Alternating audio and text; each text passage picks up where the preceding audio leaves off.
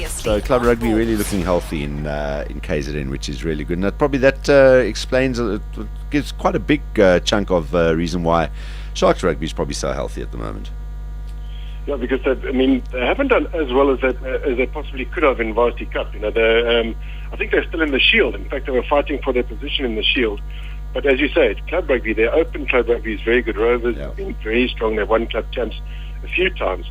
And I think they'll be looking forward to what's coming up, hopefully next year, is to coincide with Varsity Cup. I think they're going to have an open club championship, which will run concurrently. And then at the end of that, the winning Varsity Cup side will play the winning club championship side. And it's fantastic for rugby. I really think it's a forgotten part of modern day rugby. And I'd like to see it restored to having some sort of place in modern day rugby. I'm glad to hear that Tank is his tone is a lot more cheerful than it has been on Twitter this afternoon. Hey, Tank. Hey, how's it going? Bounce, are you there? Yeah, I'm here. I'm listening to Tank talk about rugby, as always. What with you two guys? Can't you all get along? I try to. I always. I like how Billy just lets you guys. It's like he just stands in the middle and let you fight and fight, and then not in the middle, but on the sidelines. And then after all that, he's like, "Okay, let me chip in here, boys." Yeah, he lets you two go at each other's throats all day on Twitter, and then just before we get on to Blogz, Billy just pops in with "No, both your subjects sucked." How are you, Billy? Oh, well, thanks, Dan. How are you guys? And Simply Sean is here as well today. How's it going, Sean? I'm good. Good. How's it, everyone? He's just been sitting here watching everyone go at each other. Finishing up beer as usual. Yeah. Now listen, first of all, Bounce TV debut yesterday, and I believe Neil Collins was on the phone this morning. What happened? Why didn't they call you in again today? I'm not sure, Darren. I think I'm only there for pre-big tournaments. I know. They told me why, Ben. Should I tell you why? Did they? Yes. Go for it. They said they don't like people whose names they can't pronounce. Well, I tell you what, Kate, I think that woman would battle with your name if you battle with everyone's name. It's hard about Nokwe. She I think that's the point Ben's making. Okay. That's why we call it K-Nox here. All right. Now listen, Tank is here for Front Row Grunt. Follow the Bounce, Ben Karpinski. We've heard from Sport Billy Says and Simply Sean. So time to delve into our Blogz topics today. And the topics that were up were, as you put it, Sideshow Bob versus Lambie. That was Grunt. I take it, Bounce, yours was the Usain Bolt one, right? Is he arrogant? Yeah, it's a good topic because none of us have been around since 1906. We don't know who the best Olympian was. I knew that someone was going to bring that up because I was thinking, how far back does my Olympic knowledge go? Yeah. Well, that clearly was Sport Billy's one because he suddenly popped up on Twitter and retweeted the fact that his subject won the voting in a last spurt of voting this afternoon. So, Billy, well done. Thanks. The greatest Olympian of all time. Yeah, thanks for the push. I tuned in and I heard you guys giving a good punt. So. It was me. You can thank me, Billy. Yeah, there's nothing like a good punt. Yeah, you're listening. Your Skype is breaking up, so careful what you say there because it might sound like something else. Now, Simply Sean obviously just comes in here and then joins the fray. And when you heard that was the subject, you threw your head up. Why? I think I'm with Tank a little bit on this one. On the one point is I'm just thinking Olympics is a little bit 2 weeks ago. But hey, let's chat about it. Hello. Not even What do you mean? Boy, Sean, that's my boy. The game's happening today. The Four Nations starts on Saturday. Olympics was ages ago. No. Sean, if you're going to pick allies, pick wisely, son. Yeah, I think was buying you beer. All right. Now, as is tradition, we don't just ignore the two losing subjects. So let's. And as I was thinking, the Sideshow Bob versus Lambie debate is one that could obviously just be put to bed quite quickly, Tank, because clearly we have a former Bulls coach who knows what he gets from Kirshner, the conditions and the circumstances, and based on the way that Argentina they're predicting going to play, the kind of rugby they're going to play, he probably feels, and with Lambie maybe not 100% fit, that Kirshner is a better option on a couple of fronts. Yeah, Dan, I heard you on air, and it probably could be a short discussion. Obviously, I made it a short topic for the vote, but I was kind of hoping that we'd dig into Four Nations and the arrival of the Argentinians, but we won't. We will bow to the topic vote. But yeah, I mean, I think you make some valid points on that one. Perhaps the most valid one is the fact that Lambie looked particularly rusty against the Chiefs. He's come back from an injury, wasn't looking that sharp. But the bottom line, though, is that Kirshner's been given so many opportunities. He doesn't seem to be able to make the step up. Why stick with him? It is Argentina at home after all. Perhaps there's another option to go for. But as you say, I don't think our national coach lives in that kind of space. He's a conservative guy, and that's what he's got in Kirshner. So, yes, one can understand the selection, and I'm happy to run with it. But perhaps an opportunity missed to try something slightly different. Ballz, you were here yesterday when Jake White was chatting to you guys, and he gave sorry, his... Guys, are we live, or is that a podcast from 3 months ago before the English series? You were here 3 months ago. By the way, speaking of the English, nice little rear guard action coming up here, or middle guard action, 151 for 5. South Africa at the moment, 151 for 5 after 55 overs. Rudolph and Duminy are settling things nicely. You were here yesterday, Ben, when Jake White was talking about the Kirshner versus Lambie. I don't know if you remember what Jake White had to say, which was, he kind of felt he knew why Kirshner was and why he felt he would probably prefer Kirshner in this role. That's actually skipped my mind for the time being. I think he skirted around that a little bit. He said Kirshner was quicker. He was faster than Lambie. That was Blogz. Blogz said that. That was Blogz, yeah. Blogz's point, and I agree with him. Kirshner sounded like a lot of Jake White to me, but anyway, yeah. No, because I agree with Blogz. He was basically saying Lambie might not have the top end speed, and Jake's point was that he likes a quick 15. Yeah. But then again, I don't see Kirshner as a quick guy, so I think that they're probably the same speed. If it was trump cards, they'd probably have the same one. Yeah. Okay. Well, look, that's not the winning subject, so we're not going to delve into that today. Sorry, Tank. Maybe throw something like that up next week with team selections, or the week after when we get into the real championship, because I think we'll pummel Argentina twice. We lose Ben that weekend. Can we lose Ben that week then? You should have a Twitter duel and see who can surrender first. All right. I like the show. I'm not just going to go because All right, Ballz. Your topic was Usain Bolt. Is he arrogant? We made the point this afternoon. Yes, he is, and he's entitled to be because he's got so many damn gold medals and he's so damn good. Yeah, that was the point that I took from the Olympics, is that the guy was so amazing to come back from being apparently off form. Johan Blake's younger, fitter, stronger, all that kind of stuff. And he just stepped up, and it was like the master and then the rest, like it always has been with him. And people will go on about the fact that he's grabbing other photographers' cameras and showing off that kind of stuff. That's just the guy. He's not arrogant the slightest. I think he's just, as you say, he's good. I read a blog post about this. He doesn't live in the world we live in. He lives in the world of excellence, and that's his vibe. Billy, don't you think that's his way of staying relaxed? Because he looked kind of that way before races and after races. And even in terms of taking the cameras from the journalists, I think maybe there was a little bit of a dig at them going, okay, well, my turn. What do you reckon? Yeah, I mean, listen, the guy, he's a phenomenal athlete, as we all know. But, I think he's got, I'm not so sure about the arrogance, because I've heard he's actually a hell of a nice black. Nice black. Did you say he's a nice black? Bloke. No, Knox. Don't have me up on that one. But apparently, I've heard stories about him, back in Jamaica, and he sounds like quite a down-to-earth guy, if you one-on-one with him. But obviously, in front of the camera, he's a different guy, and I think he has to be. That's half the game. He's an actor as well as an athlete. Yeah. Sean? Yeah, you guys watch the documentaries the BBC made about him. They literally go into his life. They meet all the people.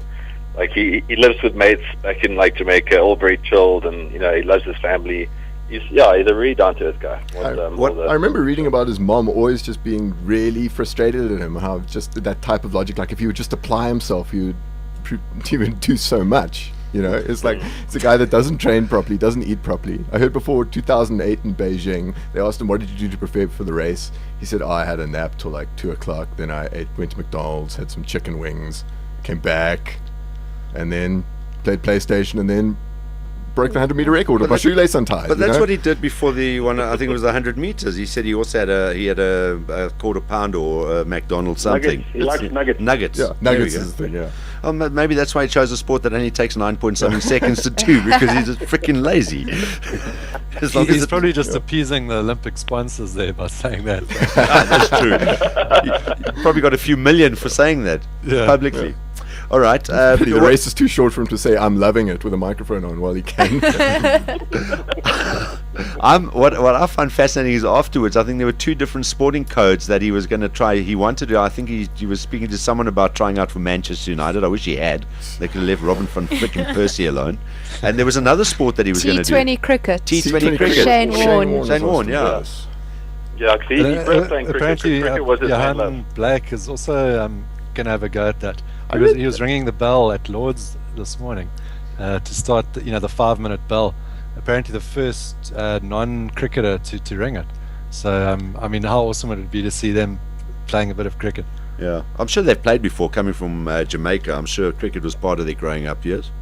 Yeah, I saw a quote by Johan Blake saying that, they said, how did people know you were a good runner? And he said, no, because I was pretty quick on my my bowling run-up, So he's played a bit in his day, I think. Yeah, although I think height-wise, that probably put him out of it. If you run into a West Indian practice and you're as tall as Johan Blake, they probably chase you out of there saying, you're not a bowler, man. I forget the name of the guy, but the CEO of the Big Bash League in Australia said that he needs confirmation that I don't know about Johan Blake, but he needs confirmation that Usain Bolt will be picked not just as a PR stunt but on merit. It's like, you have to be kidding me, guys. I would be interested to see him play, bat him down the order, but then someone pulls a hammy, he comes on as a runner. The beautiful irony for me would be is I'd rather see Usain Bolt play in the Big Bash League than I would Kevin Peterson. See, that's a whole other Blogz topic. A whole other topic. All right. Or like a 45-year-old Ganguly rolled out in the IPL. No, but you will Bolt any day. You will see that. I think Ganguly will probably still be playing in 10 years' time. All right. All right. So those are the two subjects that lost. We always like to touch on those. And coming next for the rest of the show and Blogz is going to be the winning subject, which is your greatest Olympian of all time, not just athletics. So I'm curious to find out if we're going to have a kayaker coming out of here or something like that, but I doubt we will. Or a skier. Or a skier. Is it Winter Olympics as well? Olympics is Olympics. He's the greatest Olympian. Yeah. All right, well, so it's Eddie the Eagle, hands down for me. I see this topic got flawed, doesn't it? Yeah. Eddie the Eagle versus Eric the Eel. It's going to be a toss-up between those two guys, and throw in the Rwandan mountain biker from this Olympic Games as well. And there we go. All right, guys, we're going to give you some time to get all your bits and pieces together. We'll do a whip round out of all four of our bloggers here today, so give you a chance to go and refresh your beers wherever you are, and Sean to refresh his out of our fridge here.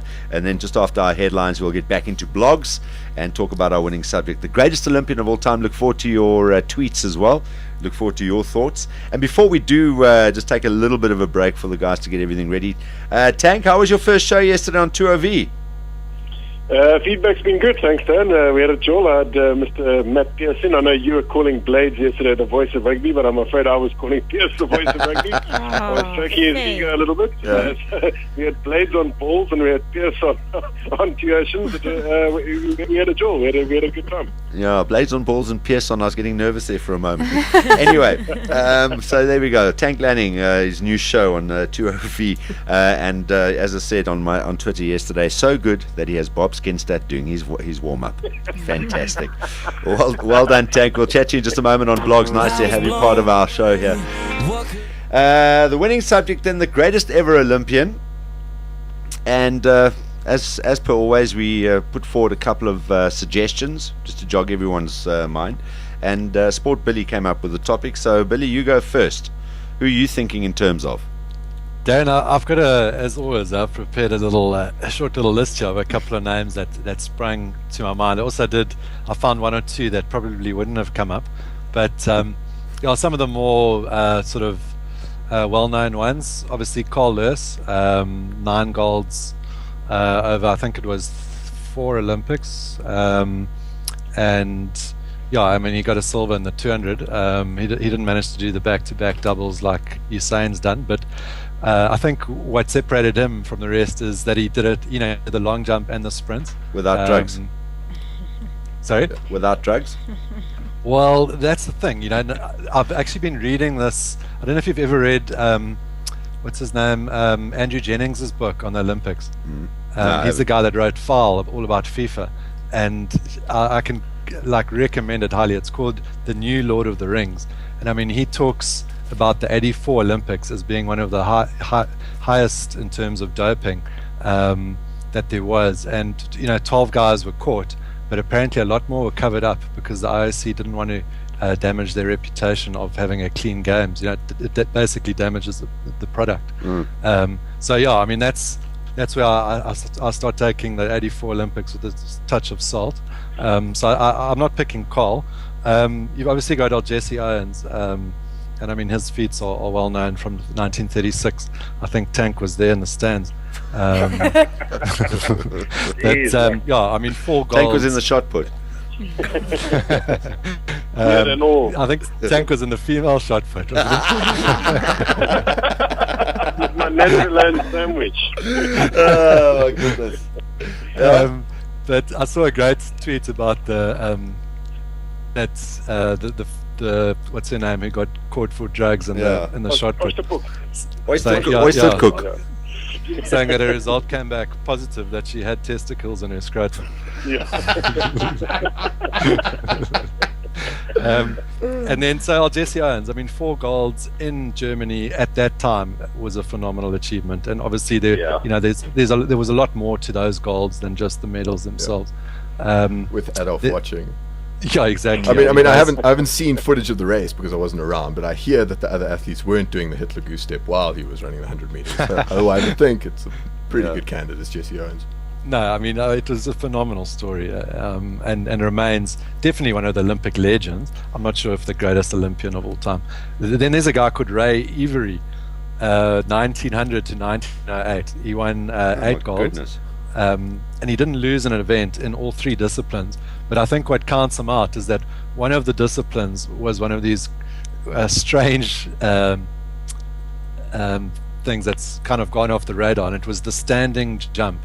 I mean, I've never watched it, but I could presume you just stood there and jumped as high as you could, and he took gold in that. So I'm not sure if he can qualify. That's quite funny because speaking of events that got out of the way, in diving, you used to stand next to the pool and literally dive in, and the deepest you went, you win gold. What? Actual event. No. Yeah, I mean, they had some beauty. I think I prefer that to the alternative that they do now, actually. I would love them to do that one we used to do at prep school, which is you dived in and you had to float as far as you could, I think they called it the long plunge. How about you dive in and last one out wins? But then a couple of other candidates. There was that gymnast, Larissa Latinina, something like that, who got, she was the previous holder of the most medals before Phelps got them. She got 9 golds, 5 silvers, and 4 bronze, which is pretty phenomenal. But and that was obviously in gymnastics. Then there's this. You're talking about the winter and the summer Olympics. There was the only person to ever win a medal in both in the same year was an East German, and she won 2 golds in the speed skating, and a silver in sprint cycling. So I mean, that's pretty phenomenal. I don't think you'd see that happening today, but that was in the 90s, like. And then then you get on to a legend like old Steve Redgrave, 5 golds in 5 different Olympics. I mean, that almost matches 6 wins in 6 different decades from Mr. Player, but not quite. If only Steve had kept going for one more Olympics. But I mean, for me, without doubt, it's got to be Phelps. I know there's been a lot of talk and saying, the advantage the swimmers have is that they can compete in a wide number of races compared to the athletes. But if you look at just I mean, he's entered 24 events in the Olympics, and he's medaled in 22 of those. and he's got 18 golds out of 24 events that he's ever entered. I mean, that's just insanely good. And he smoked some weed in between. Yeah, I mean, this is the other thing, is that you he's smoke just a joint and win a gold medal. Fair play to you, but exactly. I mean, Sean, he's just a normal dude. 2004, he was caught drinking under the influence at the age of 19. Drinking under the influence. I mean, the damage has been done by that stage. Like, that is special. And he's also apparently got a love for poker. Not the Tiger Woods kind. Yeah, now we get it. But so I mean, he's just a normal guy, and as we know, we've all heard about him smoking the water pipe. But I mean, if you look at his results alone in London, he would have come 13th on the medal list out of all the countries. I mean, he's won more golds than South Africa ever has. He's won more medals than India. I mean, India's got a couple of billion, and there's him. So I mean, without doubt, for me, it's Michael Phelps. I suppose when we're talking about this, you've got to put in perspective who their competition was. When you talk about Michael Phelps, he did have some stiff competition, rather. He did have some stiff competition. It's funny how the girls always laugh first. I know. Yeah, well done, Maz. I didn't get it. I just laughed politely myself. Competition. So you got to put, I suppose, put that in perspective. How much competition did I mean? Steve Redgrave, I actually never watched any of his races because that's just not something that appeals to me. Yeah, exactly. Was he really like it was between 2 or 3 of them, or was he like going to arrive then and just win anyway? It's like the Dream Team basketball, you know. I mean, why do they even bother having it? Just go and send the medal to the States and let's leave it at that. You don't want to watch them go and pulverize France and Spain and all these other countries that don't play the game. Sean? There's a couple of. I think my vote would go to Jesse Owens, although that's a close call with Michael Phelps because of the factors we discussed. But I mean, special mentions has to go to, like, whenever Great Olympians comes up, Daley Thompson always comes up.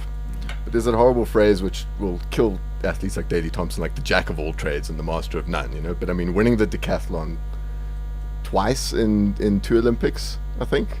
I mean, if you're talking about like the kind of Olympic spirit, I think that would have to be it. And also, let's call him a jack-off. I'm sorry. Just bad Skype, that's all. Okay. I must have broken up. Phone broadcasting commission tomorrow. and it's probably just a once-off event, but Nadia Comaneci, the first person who get a perfect 10 in the gymnastics. Yeah. Didn't Olga Korbut get one as well? She was at the same Olympics, or she got 2 at one Olympics? I'm asking. I don't know. I think it was. Well, I have no idea. Okay, I'll look it up. Yeah, because I had Nadia Comaneci on my list, so I was actually just about to look up now and see how many perfect 10 she got, and did Olga Korbut get one as well? I don't think it was in the same games. Yeah. Anyway, carry on. I'm looking it up. Okay.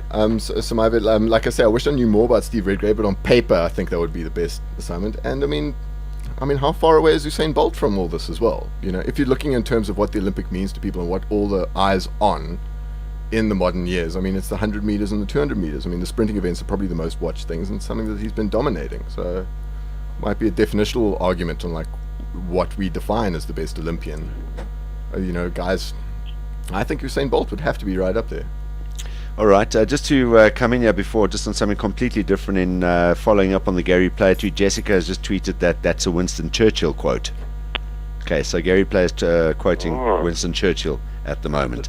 Plagiarism. All right, let's get to Tank and anyone you want to add to the list.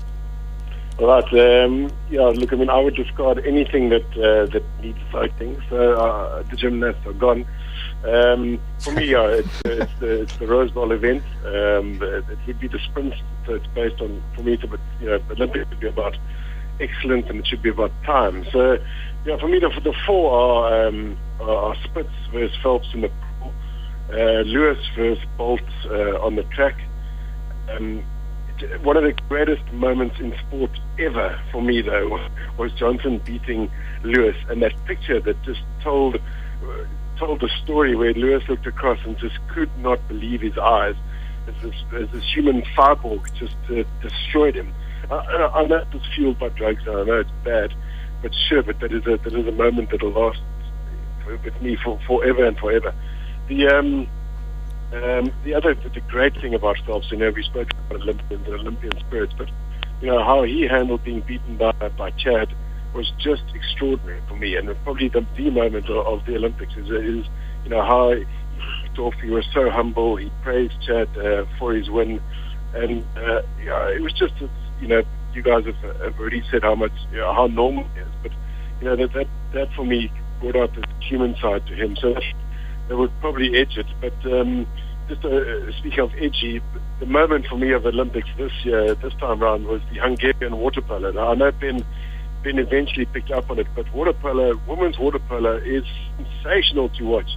There are a lot of dreams, and there was one particular moment where I actually could not believe it. I thought I spotted 2-0, so I rewound on PVR. I pressed the right button to get into ultra slow-mo, and kaboomba, there they were. Tank, you must send that to Supersport for that PVR competition.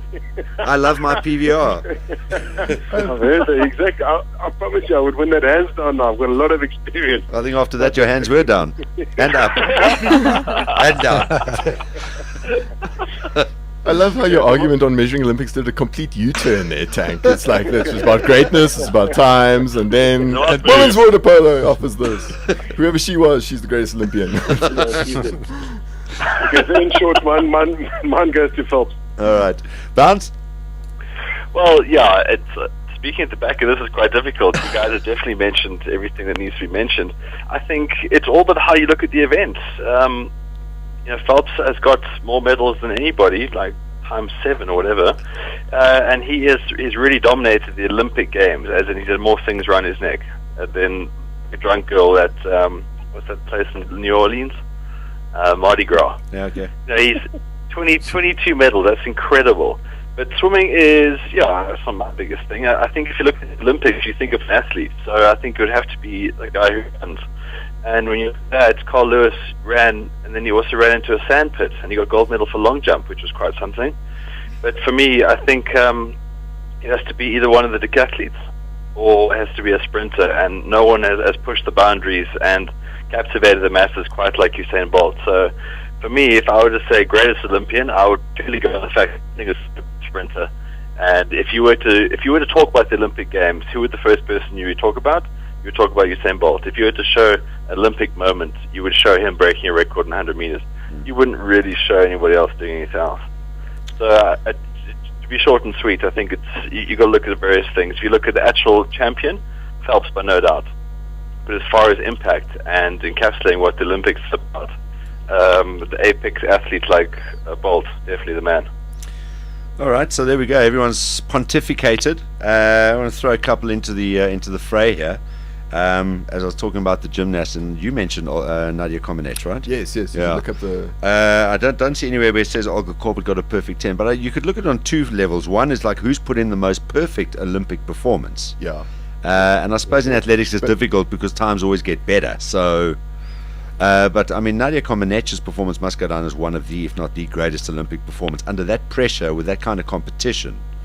At the games, but then you've got to remember Olga Korbut won golds in Munich and Montreal. So I mean, and in Munich in 3 different disciplines. So Olga Korbut's got to be up there. No, for sure. I just thought in the terms of the kind of breaking the barrier idea for judges to go, that is perfect. Like it is possible, but we've never done that before. And after that, then the gates kind of opened a bit. But I think what Comaneci opened for gymnastics, I thought was.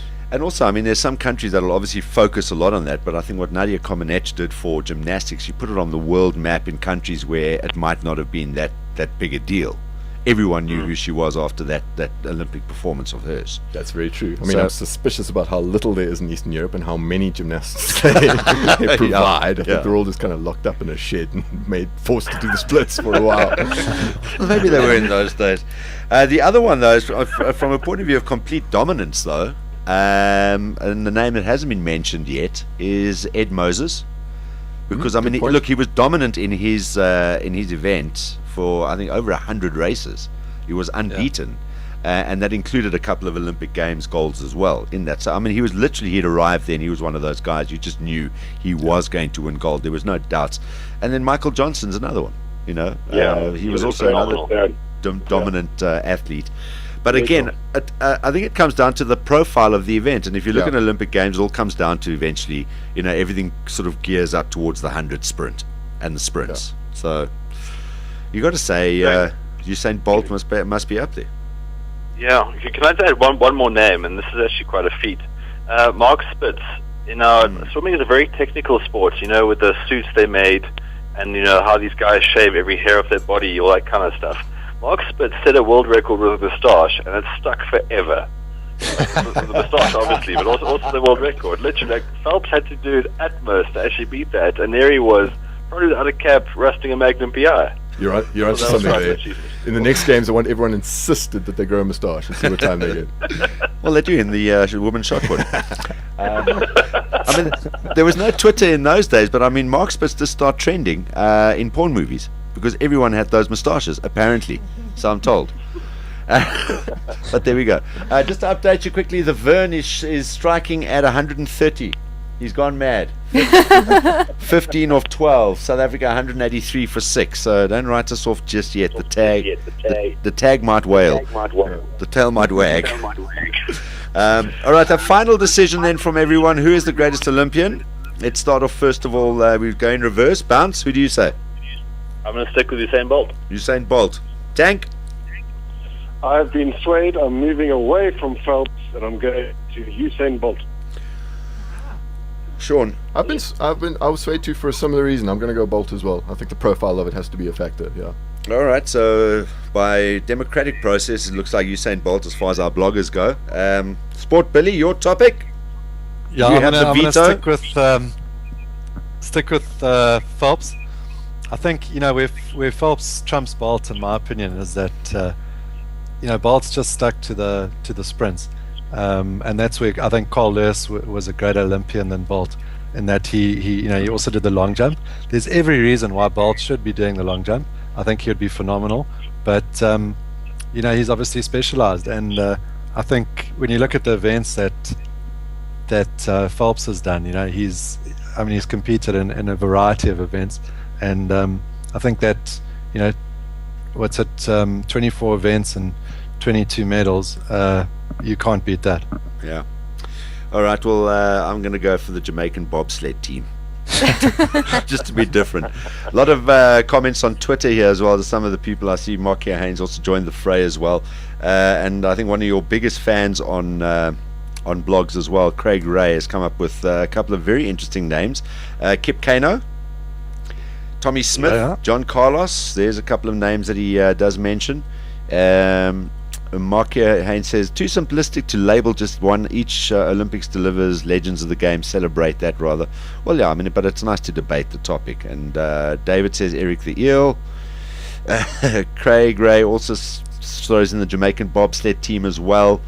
And and there's one or two others as well. I'm just scanning through here very quickly. So Usain Bolt is the overwhelming winner here, with Michael Phelps coming in second place. And Rugby Info, thanks very much. We've also put up that clip of YouTube with Usain Bolt knocking over Chris Gale. So you can go and watch that. It'll be our video of the day. Guys, thank you very much for joining us. All the best for the week, and we look forward to your topics for next week here on Blogz. Sean, thank you very much for coming in. Always a pleasure. And drinking our beer. And always a pleasure. Tank, hope you're coping with all the radio stations you're working for. Yeah, but it's fun. This was first, and this is always going to be close to the heart. No, lovely. We love having you on, and you'll see you again next week. Look forward to your topics. Bounce, we maybe see you in studio next week? Yep, definitely in studio next week. All right, cool. Thanks a lot, guys. And Sport Billy says, well done on winning the topic this week, and have a good week. We'll chat to you next Thursday. Thanks, Darren. Yeah, have a good time, guys. I think I might, I'm up in Joburg in September. I might pop in as well. Good. Yay. We're lucky to have three of you here in studio, and Tank on the phone. Maybe we get Tank in as well. And reminder that Tank's going to be with us next Saturday for the final of the Castle Lager Murray Cup. It's going to be decided between the winners of Durban Collegians and Johnson College Rovers in the one semi at 6:30 tomorrow, and then Tunda Zululand Rhinos against the Telnet Crusaders in the other one at 8:30. The Castle Lager Dancers is there, lots of ice cold castles, and the final next Saturday between the winners of those two games in the afternoon. Remember, it's all brought to you by Castle Lager, not for sale to persons under the age of 18. We the best on 3. 1, 2, 3. We the best. 2 p.m. to 6 p.m. Mondays to Fridays live on Ballz.co.za. Ballz.co.za.